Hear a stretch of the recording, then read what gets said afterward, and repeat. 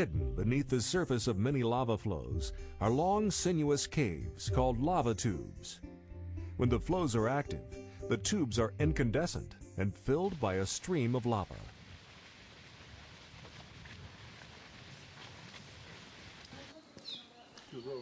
Drained lava tubes and old flows make caves that are often easy to explore because of their high ceilings and gently sloping floors.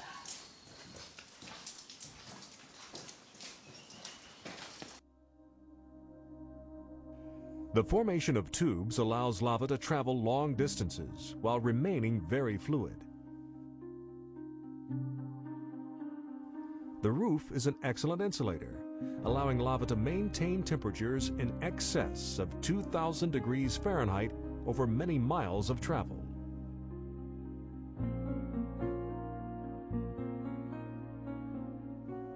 Lava tubes commonly start out as open channels in either pahoehoe or aa flows. The channels begin to cool from the sides. A thin crust of rock will gradually grow out from the edges across the channel, much like ice on a river. Rafts of crust can also clog up the center of the narrowing channel, helping to make a solid roof.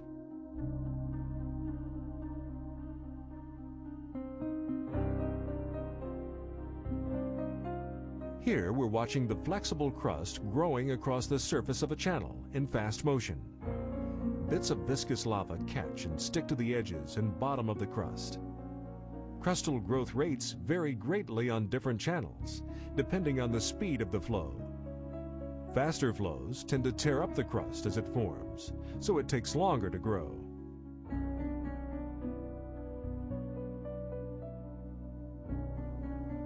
Smaller, slower flows may develop a thicker but still flexible crust.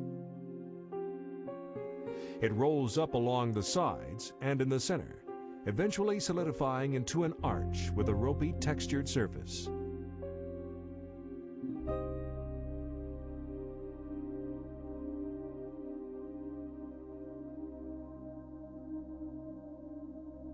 Early on, the roof is only inches thick, but it continues to thicken from underneath as more lava catches and cools. Eventually, thickening crust can constrict the flow of lava beneath it. This causes lava to back up inside and burst out in places. These new surface flows then bury the rest of the tube, making the roof even thicker.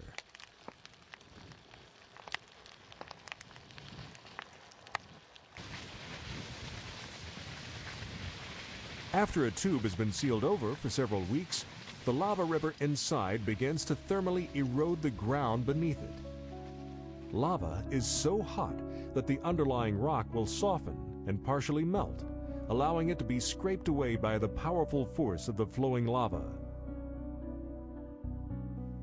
Small ledges on the walls of tubes record the lava levels as erosion proceeds downward.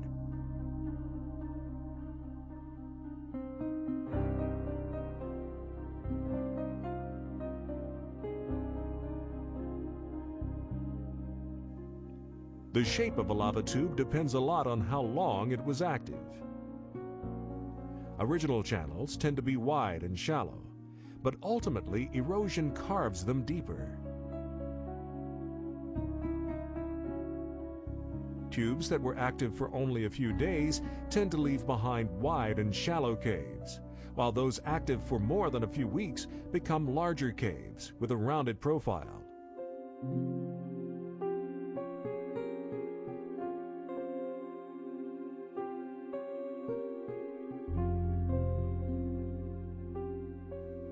Some lava tubes have a keyhole shape that shows both the original wide channel at the top and a deeper, narrower bottom. Lava tube systems vary from simple to complex. The amount of interweaving is a result of the original paths of the surface flows. Lava channels may be straight, meandering, or even braided. While not all of the channels will form long-lived tubes, those that do can create branching underground caves.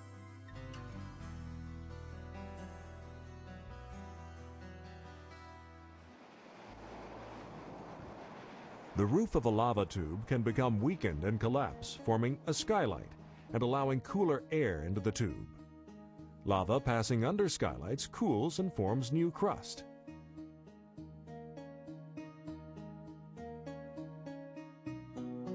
Thick ledges emerge from tube walls.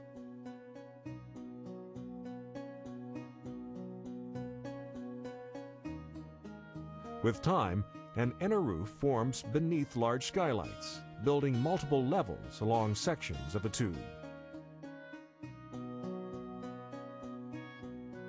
Partial blockages of tubes force lava to the surface as new flows, creating complicated systems of stacked lava tubes.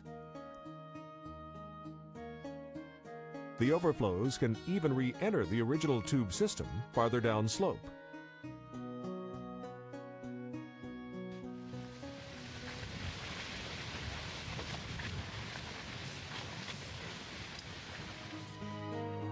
Intense heat inside the tubes creates a wide range of textures by melting the outer layers of the walls and roof. Molten rock may form drips from the ceiling or ooze slowly down the walls.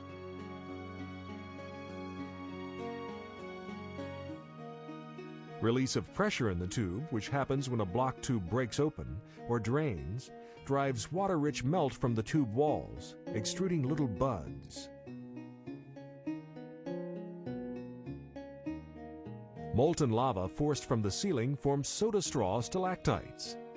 These hollow tubes form as the lava reacts with hot air to form a metallic crust. The straw grows with each drip of melt.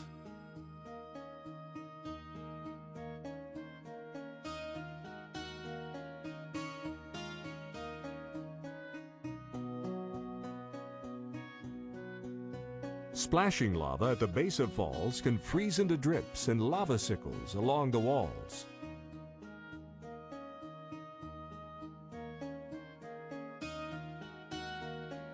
Shark's tooth textures, seen here, are also drips left behind when the lava level was higher.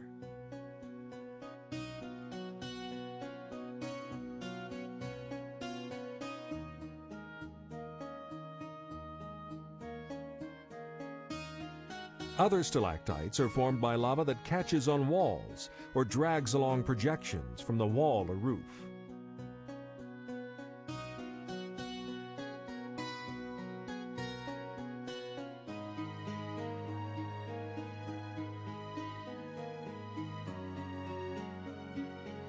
Rocks falling into the lava stream or brought up during the eruption may get swept away and roll around in the lava. They are often left behind as rounded boulders with a thin coating of smooth lava on the surface.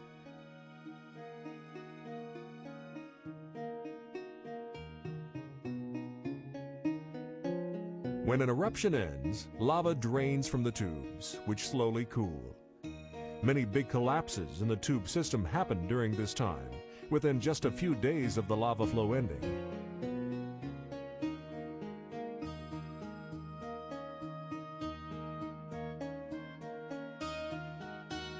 Once they are cooled, collapsed parts of the tubes often make moist, protected areas where ferns and mosses can grow.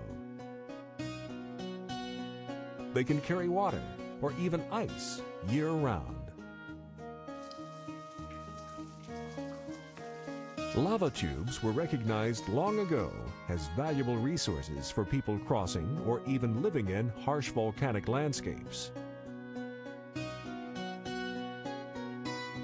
From ancient explorers to modern scientists, the intense power and strange beauty of erupting volcanoes and flowing lava continue to capture our imagination and excite our sense of exploration.